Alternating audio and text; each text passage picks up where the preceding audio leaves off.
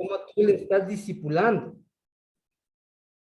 Asimismo, Pedro le veía a Jesús. Le veía como el Mesías.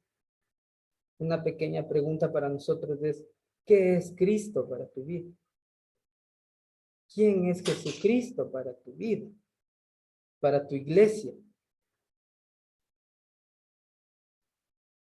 Preguntas que hemos estado haciendo a lo largo de estos años. Si estuviese aquí Pablito, él sin duda se riera porque él siempre dice, siempre les digo lo mismo. Y es verdad, siempre nos dice lo mismo porque es la importancia de las iglesias en casa, saber qué es la iglesia. ¿Qué es la eclesiología?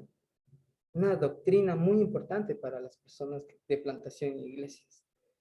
Entonces, estamos viendo que Daniel está hablando del Hijo, de ese Dios eterno, el Hijo de Dios que va a reinar por siempre y para siempre.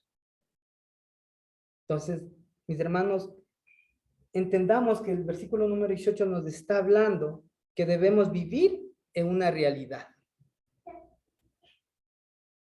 Que debemos vivir en la realidad de Cristo, que es su iglesia.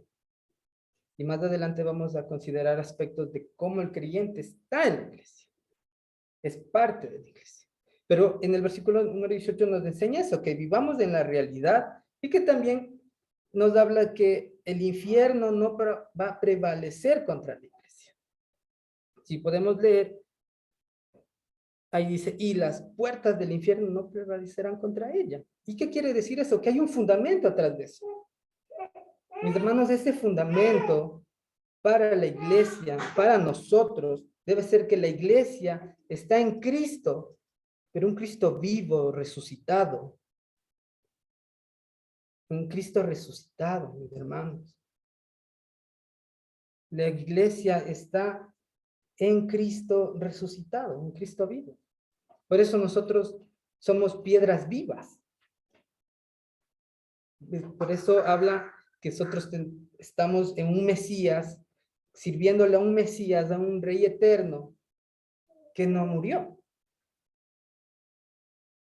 Porque si hubiese muerto, pues el infierno estuviese contra la iglesia y no es así. Cristo resucitó porque iba a ser su iglesia. Y cuando Él resucitó, nosotros podemos decir con toda firmeza que le servimos a un Cristo vivo. Y esa vida nos comparte a nosotros. Y en el versículo número 19, viendo esto de que la iglesia es el fundamento, es Cristo, y en el versículo número 17 le dice algo bien importante a Pedro. Le dice, y a ti te daré las llaves del reino de los cielos, y todo lo que atares en la tierra será atado en los cielos, y todo lo que desatares en la tierra será desatado en los cielos. ¿Qué quiere decir esto de las llaves? ¿Qué hace unas llaves? Un ejemplo es que todos tenemos llaves y abre la puerta de una casa, la puerta de un carro, o abre una puerta. Y mis hermanos, en este pasaje le enseña y nos enseña que el apóstol Pedro le estaba dando las llaves para empezar el ministerio con los gentiles y con los judíos. Él tenía las llaves y les dio las llaves de empezar el ministerio, mis hermanos. Empezó el ministerio. Recordemos que todo esto lo que está hablando es cosas futuras, porque ahí todavía no estaba la iglesia. Les estaba enseñando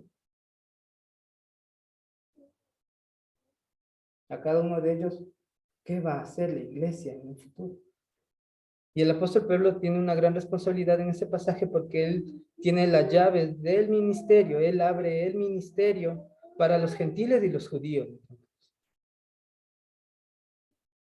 Y por eso en el último pasaje dice, entonces, mandó a sus discípulos que a nadie dijese que él era Jesús el Cristo, porque la gente se iba a emocionar más de lo que estaban haciendo los milagros, lo que estaba levantando paralíticos, entre otras cosas, entonces les manda a callar.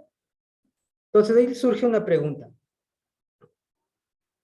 ¿Qué aprendemos de este pasaje? ¿Qué aprendemos de estos pasajes, mis hermanos?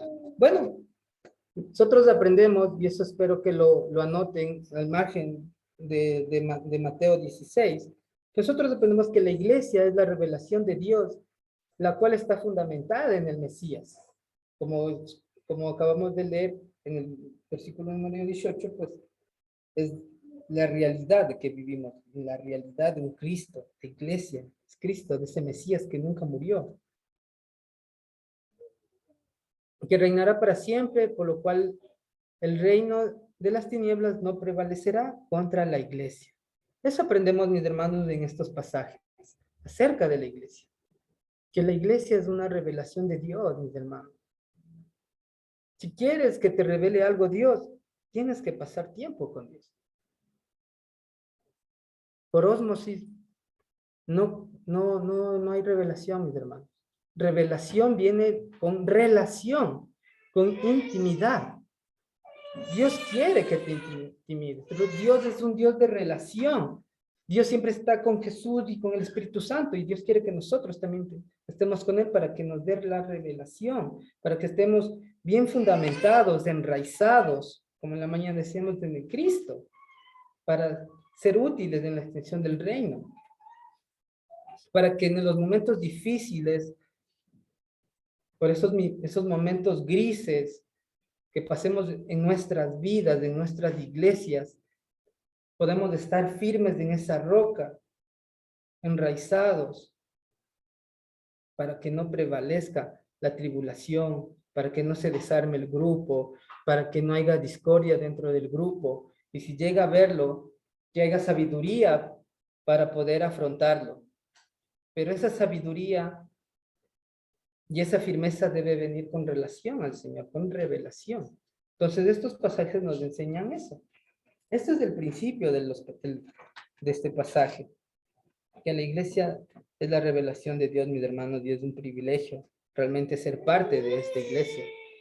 Que sea un honor el ser parte de esta iglesia.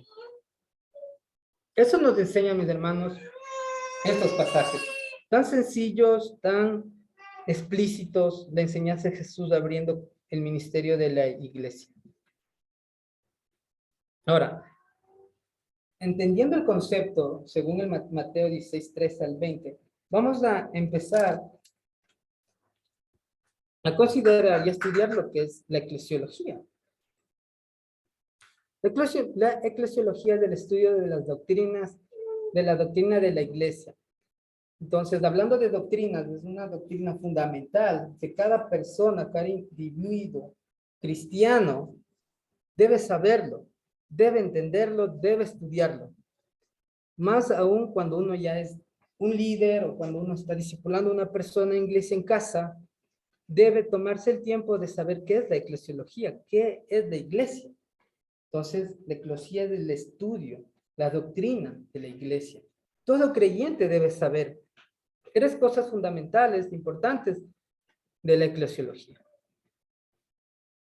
Y estas tres cosas es, uno, que nosotros somos incorporados en la iglesia de Cristo, que somos incorporados, ya vamos a seguir estudiando eso, de qué es incorporarse a la iglesia. Dos, que la iglesia es propiedad divina, porque en el pasaje de Mateo 18 dice, yo edificaré mi iglesia. No es la iglesia de nosotros, de un hombre, es la iglesia de Cristo, es una propiedad divina. Hablando de este tema de la propiedad, si tú vas a un lugar que no es tuyo, una casa, y rompes algo, pues te vas a meter en problemas porque es propiedad ajena. Y más aún cuando es algo divino. No es nuestro, hermanos, la iglesia. Nosotros somos la iglesia. ¿Cómo estás cuidando la propiedad de Dios? Ese es otro punto. El punto número 3 es cómo conducirse en la iglesia del Dios viviente. Entonces, esos tres aspectos nos enseña la eclesiología. Otro punto más que nos enseña, muy importante saberlo, tenerlo en cuenta en nuestra mente, en nuestro corazón, es si se considera en profundidad lo que la Escritura enseña sobre la iglesia y si al conocerlo, se puede poner en práctica o se pudiera poner en práctica. Qué interesante ese concepto. Si el hermano que está profundizando en la escritura está teniendo esa revelación de Dios de qué es la iglesia, del tema de la iglesia, o cualquier tipo de tema. Al conocerlo, nosotros lo ponemos en práctica, mis hermanos. ¿Cómo pongo en práctica si no lo conozco, si no investigo? ¿Cómo yo tengo muchas ganas de manejar el carro, pero si no practico, nunca voy a poder manejar el carro? Entonces, mis hermanos, de esta parte es bien importante para nosotros. Dice también, cambiará notablemente la congregación, tanto en el comportamiento como en el compromiso de sus miembros. Exactamente. Cada vez que nosotros tenemos revelación de Dios, de qué es la iglesia, de cómo es la congregación, notablemente se ve estar unánimes, unidos, caminando en un mismo propósito. Y es notable eso de entre los miembros. Hay armonía, hay amor, hay compañerismo. Ese es el resultado de lo que estamos hablando, de escudriñar, de profundizar. Y algo muy importante de esto, de que el creyente y el cristiano tiene que estudiar y profundizar en la palabra es para crecer en santificación y en santidad. La iglesia tiene que estudiar, profundizar para estar caminando como iglesia en la santificación, tanto individual como grupal. Entonces, eso es algo muy importante que nos enseña la eclesiología. Otro punto muy importante para considerar en el tema de la eclesiología, que la Biblia nos enseña que Cristo ha pagado un precio más alto. Cristo ha pagado el precio, imagínense que en Efesios 5:25 nos dice que Él se ha entregado a sí mismo. Leamos de ese pasaje para poder entender de lo que nos enseña que Cristo ha pagado un enorme precio. En Efesios 5:25 nos enseña ese sacrificio. Para nosotros como esposos o futuros esposos, es muy importante este versículo. Y mira lo que nos dice el versículo. Maridos, amad a vuestras mujeres, así como Cristo amó a la iglesia y se entregó a sí mismo por ella. La enseñanza que Cristo nos da por pagar el precio es porque Él se ha entregado por ella. Ha entregado su propia vida. Y nosotros como maridos debemos entregarnos de esa manera sacrificial por nuestras esposas. Primero te entregas a Cristo y el resultado es que experimenta tu esposa esa entrega. Mis hermanos, tengamos conciencia de que la iglesia es propiedad de Dios, que la iglesia, Jesús pagó un precio muy alto. Eso es la eclesiología, esa es la iglesia, eso es en donde estamos hoy, domingo. La iglesia está reunida porque Jesús pagó el precio, un alto precio. Dice, por lo tanto, en esa referencia aparece el valor que la iglesia tiene a los ojos de Dios. Del mismo modo, ha de tener el más alto valor para nosotros. Mis hermanos, si para Dios, para los ojos de Dios, ese sacrificio de Cristo es tremendo, es tan sobrenatural, tan grande, tan lleno de amor, debemos tener ese mismo valor nosotros con la iglesia, con el cuerpo de Cristo, con la vida de Cristo, con el sacrificio que hizo Cristo. Eso nos enseña la eclesiología. Y estos son conceptos básicos que debemos nosotros como cristianos, como hijos de Dios, como movimiento de plantación de iglesias en casa, saberlo. Y no es nada nuevo, ya lo hemos venido estudiando algún tiempo atrás, pero Dios nos está direccionando, nos está llevando a compartir nuevamente con esto, porque ya vamos a ver qué significa la palabra iglesia. El significado de la palabra iglesia. El significado etimológico de la palabra iglesia es eclesía, pero antes de explicarles de eso, ¿qué entendemos por etimología? Bueno, la etimología es el estudio del origen, de las raíces de las palabras. Sencillo. Te preguntan, ¿qué es etimología? Pues es el estudio del origen de las raíces de las palabras. Y entendamos algo, que la Biblia, mis hermanos, la palabra del Señor no es un libro de significado, de dar el significado a las palabras. No es la Biblia, o muy poco habla de dar un significado a una palabra. Pero sí nos enseña a investigar sobre las palabras. Y en esta mañana vamos a hablar y vamos a dar un significado bíblico acerca de la palabra iglesia. Entonces, ¿qué es el significado etimológico que vamos a estudiar en esta mañana? Vamos a ver, a considerar la raíz de la palabra iglesia. La Biblia no es un libro de dar significado a las palabras. Hay muy pocos, 2, 3 ejemplos, un ejemplo de Dios desde espíritu. Dios desde espíritu, no hay duda en eso. No podemos buscar el significado de Dios desde espíritu y nosotros, la Biblia lo expresa, lo dice y nosotros debemos creerla.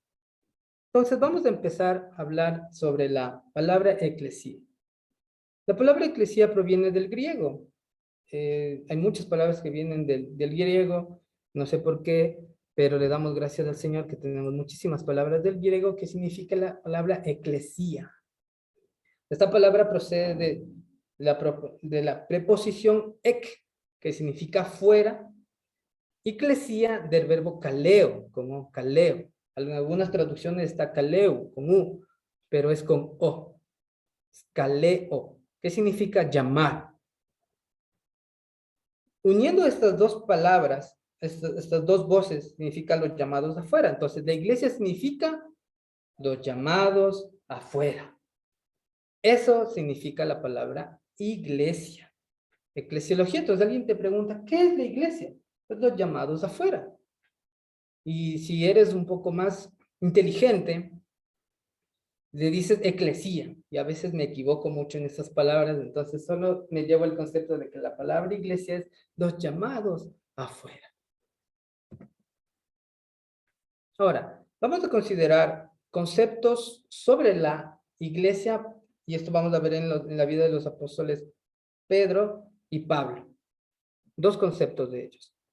El concepto de Pedro, en primera de Pedro 2:9 nos dice, mas vosotros sois linaje escogido, real sacerdocio, nación santa, pueblo adquirido por Dios, para que anunciéis las virtudes de aquel que os llamó de las tinieblas a su luz admirable. ¿Qué entendemos nosotros por este pasaje? Nosotros aprendemos 3 cosas muy importantes de este pasaje. El punto número 1 para considerar es un cambio de identidad, un propósito y una tarea, y también nos da un cambio de reino. Un cambio de reino. Entonces, de esas cosas, de ese concepto, es para el apóstol Pablo la palabra iglesia. Un cambio de identidad, un propósito y una tarea, y un cambio de reino. Qué tremendo concepto para nuestro apóstol. Y ahora, el concepto para el apóstol Pablo. Pablo nos relata en Colosenses 1:13, el cual nos ha librado de la potestad de las tinieblas y trasladando al reino de su amado Hijo. Aquí, mis hermanos, también nos enseña y aprendemos que hay un cambio de poderes. Nos enseña el pasaje que antes nosotros estábamos en el poder de las tinieblas, que estábamos cegados, en Efesios nos dice que estábamos gobernados por el príncipe de la potestad del aire, que es del diablo. Estábamos en el poder de eso. Y Él nos saca y nos pone en el poder de su luz admirable. ¿Qué quiere decir eso de la luz admirable? Pues nos habla de que de lo que estábamos ciegos, nos habla que nos da entendimiento. que nos regenera, que nos limpia, que nos da ese entendimiento para poder uno seguir caminando en la vida de santidad. Y ahora andamos en el poder divino, en el poder de Dios, en el poder de Cristo resucitado. Esos son los conceptos para ellos de la palabra iglesia. Ahora, el no uso bíblico de la palabra. Recordemos algo muy importante, la palabra eclesía no es una palabra bíblica, no es una palabra que hable de religión, ¿no? Es una palabra que nos enseña que hay un grupo de gente que está yéndose afuera. Eso es lo que es la palabra, ¿no? Y hay personas que mal utilizan la palabra. Una de esas es que somos un edificio donde se reúnen los creyentes. Entonces, al considerar eclesiología, que son los llamados de afuera, pues no se debe utilizar la iglesia a un concepto de un edificio. La Biblia nos enseña claramente que somos la casa de Dios. Y eso lo podemos ver en Hebreos 3, del 3 al 6. Y vamos a leer eso para entender de que la Biblia nos enseña que somos casa de Dios. Nosotros, cada uno de nosotros que estamos aquí presentes, los que están atrás ¿cómo es entrar? Atrás de cortinas, como mi esposa. Entonces nos dice en Hebreos 3, del 3 al 6, porque de tanto mayor gloria que Moisés es estimado digno cuanto tiene mayor honra que en la casa el que la hizo. Por toda casa es hecha por alguno, pero el que hizo todas las cosas es Dios. Y Moisés, a la verdad, fue fiel en toda la casa de Dios, y como siervo, para testimonio de los que se iban a decir, pero Cristo, como hijo sobre su casa, la cual casa somos nosotros. Si tenemos firme si tenemos firme hasta el fin la confianza y el gloriarnos en la esperanza. Qué tremendo pasaje, mis hermanos. En el versículo número 5 nos dice que Moisés es la verdad y fue fiel en toda la casa de Dios como siervo para testimonio de lo que se iba a decir. Pero Cristo como hijo sobre su casa, la cual casa somos nosotros.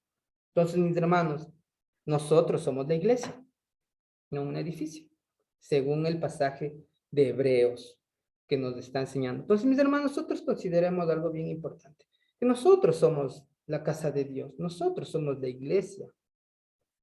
Eso que acabamos de leer de que Jesús se entregó por la iglesia, se entregó por nosotros. Nosotros somos la iglesia. Somos de esa casa hermosa del Señor. Entonces, la palabra eclesía no se debe utilizar refiriéndose a un edificio. También tampoco debemos utilizar la palabra iglesia refiriéndonos a un grupo de fieles que tienen una doctrina especial o a un sistema afines. Eso quiere decir a un grupo de denominaciones. No se debe utilizar la iglesia dando una denominación. Eso no es bíblico, mis hermanos. La palabra iglesia con denominación no está en la Biblia. Eso no nos enseña. Nosotros debemos entender que la iglesia no es un organismo humano, sino es una institución o una institución humana. La iglesia es algo divino. La iglesia es instituida por Dios, no por los hombres. Entonces, no debemos referirnos a la iglesia como una denominación, sino como la iglesia de Cristo. Nada más, hasta ahí es lo que podemos entender en la palabra mal usada. Y ahora, el uso bíblico de la palabra eclesía. La palabra eclesía en el Nuevo Testamento se usa para referirse a una asamblea, a una convocatoria no cristiana. Es interesante entender eso, que en el Nuevo Testamento nos va a enseñar y nos enseña que la palabra eclesía es una convocatoria de no cristianos. Y en esto lo vamos a ver en Hechos 19:13. En Hechos 19:13.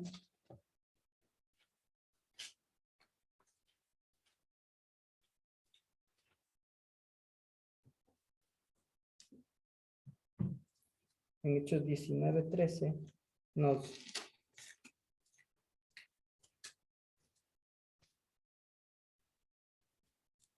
19:32, perdón.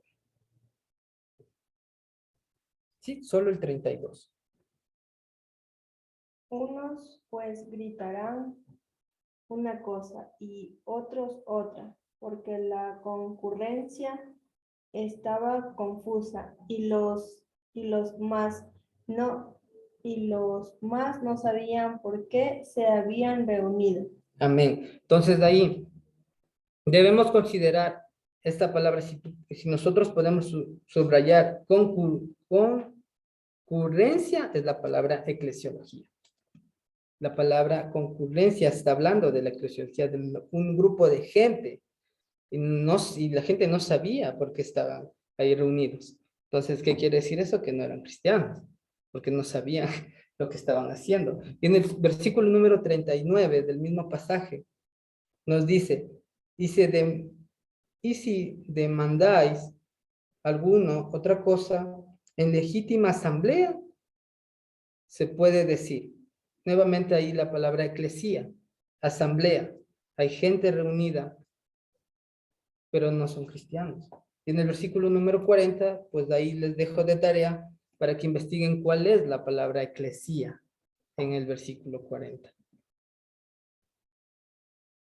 Ahora, en la relación con la congregación de Israel en el desierto es muy interesante ver y analizar el Hechos 7 referente al pueblo de Israel. El pueblo de Israel era el pueblo escogido por Dios, pero no todos de ellos llegaron al conocimiento. Algunos ni llegaron el pueblo de Israel. Y nos dice 7:38. Este es aquel Moisés que estuvo en la congregación en el desierto con el ángel que le hablaba en el monte Sinaí, y con nuestro Padre, que recibió la palabra divina que darnos. Qué tremendo, mis hermanos. Ahí podemos ver claramente congregación en el pasaje de Hechos 7. Entonces ahí estaba la gente, el pueblo de Israel, la gente que estaba buscando al Señor. Ahí sí se utiliza la palabra eclesía como congregación. Y ahora la palabra congregación, ¿qué significará la palabra congregación? Bueno, la palabra congregarse es un grupo de gente que está reunida dialogando cosas. Eso es congregarse. Es un grupo de gente que está reunida dialogando las cosas. Entonces, eso es la palabra congregarse. Entonces, vimos en Hechos que estaba el pueblo de Israel congregados, reunidos. Y ahora, en 1 Corintios 1:2, nuevamente nos habla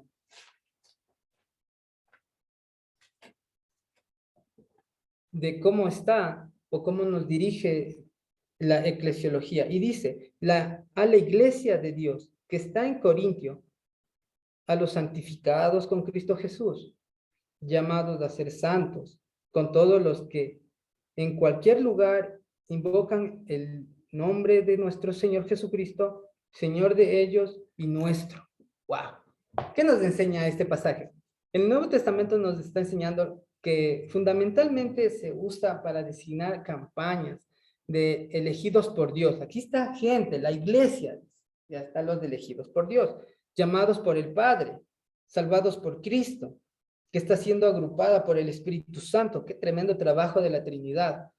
Mediante el bautismo en Cristo. La gente, la predicación de la palabra siempre va a ser la transformación de la gente, para formar un cuerpo santo en el Señor. Mis hermanos, debemos nosotros de entender, comprender, que al momento de referirnos a la eclesiología, es cuando los creyentes están reunidos. En este pasaje nos enseña que los creyentes, que la palabra eclesía es aquella asamblea de creyentes, aquel cuerpo reunido, dando gloria y honra al Señor. Ahora, se usa para referirse también a la congregación. La congregación ya les expliqué que es el grupo de personas, de gente, de creyentes en este caso, y hablando para dialogar a las cosas del Señor. Y debemos entender algo muy importante como iglesia de casa, que 110 veces aparece la palabra iglesia, llamada en grupos pequeños. Iglesia 110 veces como grupos pequeños. Y 14 veces como una región, como una iglesia. Un ejemplo, Pablo escribe en Gálatas a las que están en Galacia, pero en Colosenses dice a los santos. Entonces ahí habla de un grupo y en el otro pasaje habla de la región. Mis hermanos, que sea de su corazón estudiar las 110 veces en donde aparece iglesia en casa. Porque en ese contexto las iglesias se reunían en sus casas.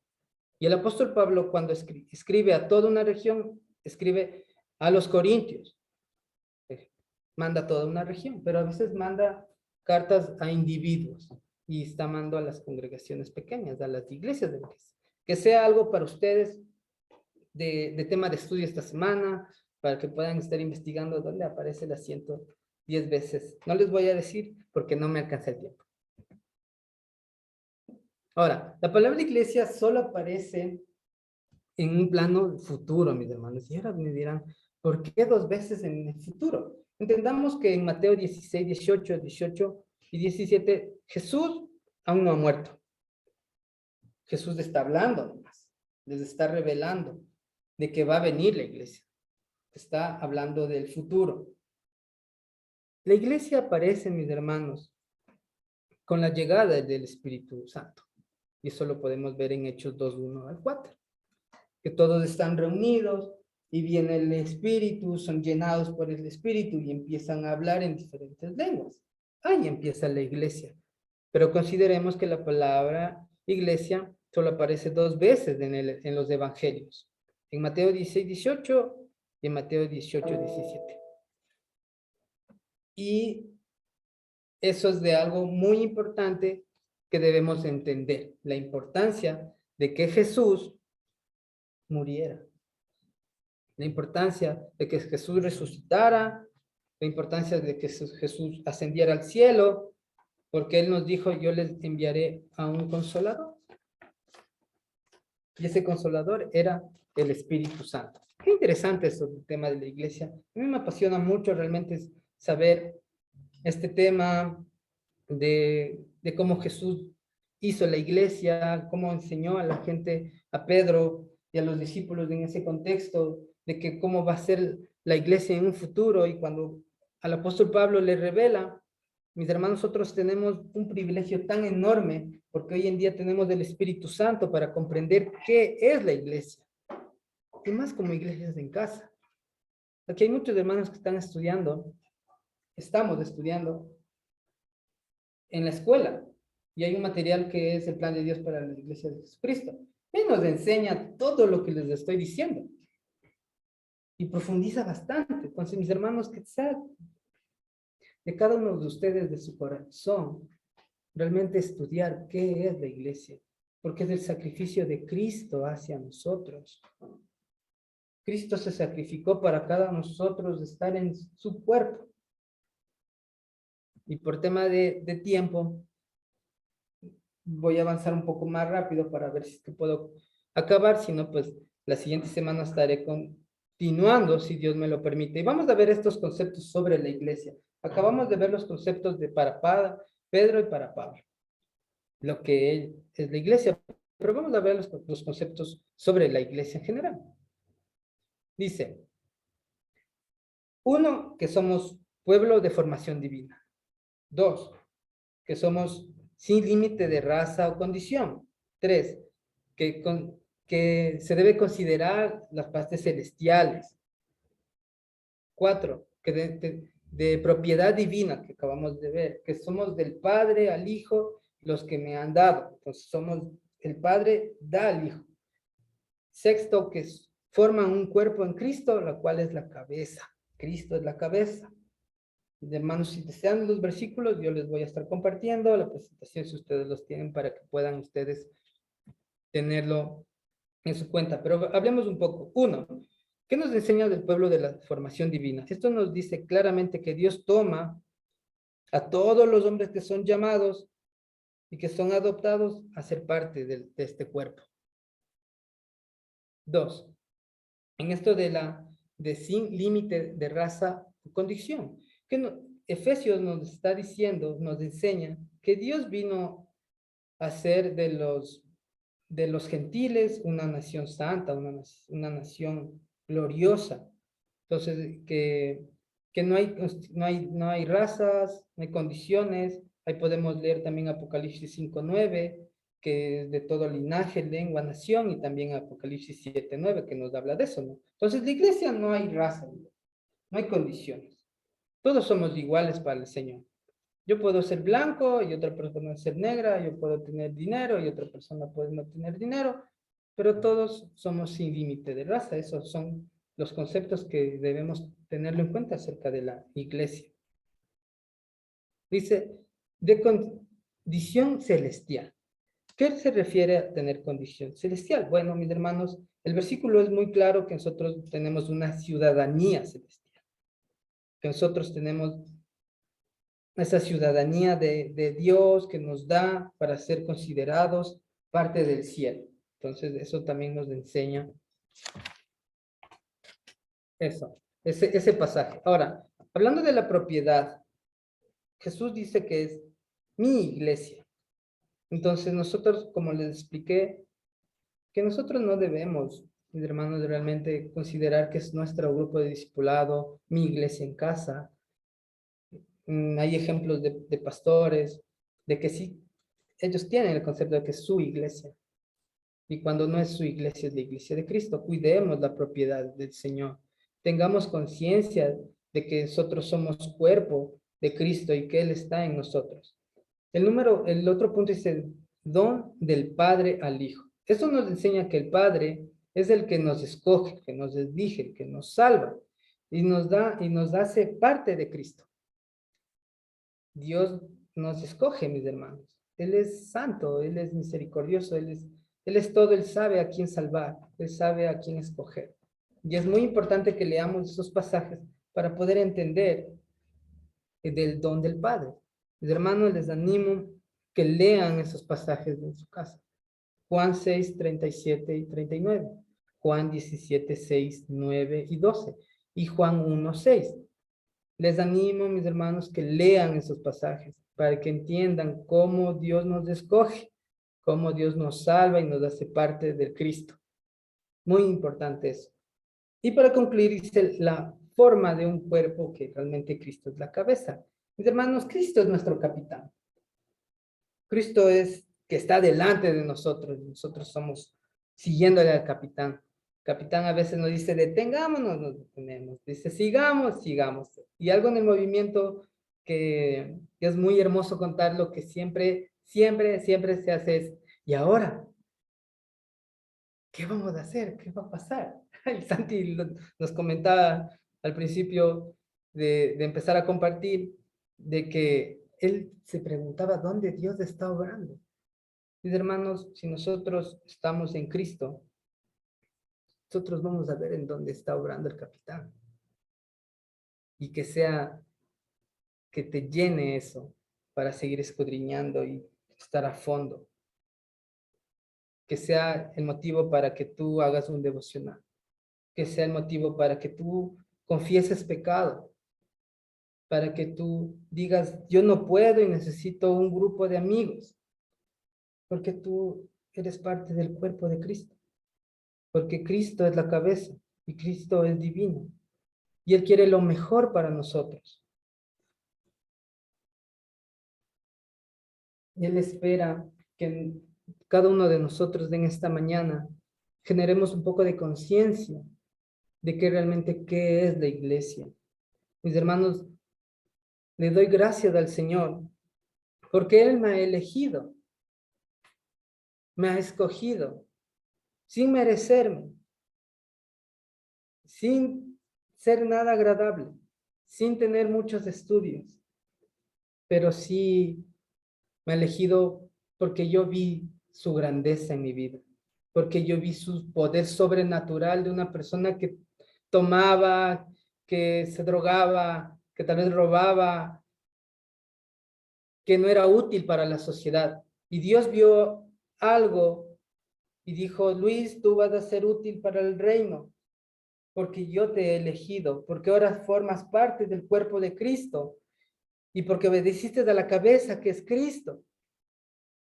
Y todos los días le digo, Señor, perdóname por mis pecados, porque aún sigo pecando, aún soy pecador, pero he podido decir no al pecado en ciertas áreas y reconocer en otras áreas de mi vida que necesito trabajar. Mis hermanos, en esta mañana les doy gracias al Señor por cada uno de ustedes, por cada vida que ustedes están aquí y realmente darles esa honra al Señor. Mis hermanos, si en esta semana tú te enojaste, si en esta semana tal vez tú hiciste mal un negocio, discutiste con tu esposa, te peleaste con tu hijo, con tu jefe, esas cosas que no te impidan en predicar el evangelio, que esas cosas no te impidan en estar reunido con la iglesia, que es el grupo de hermanos, que eso no te impida y que no quiebre tu seguridad de salvación, porque puede ser que hoy discutí con mi esposa, pero me siento y nos pedimos perdón bíblicamente y seguimos avanzando en la predicación, en profundizar qué dice la Biblia acerca de los problemas. La importancia de la eclesiología en nuestras vidas es como iglesia en casa, de entender qué es Cristo y qué es el cuerpo. Les debo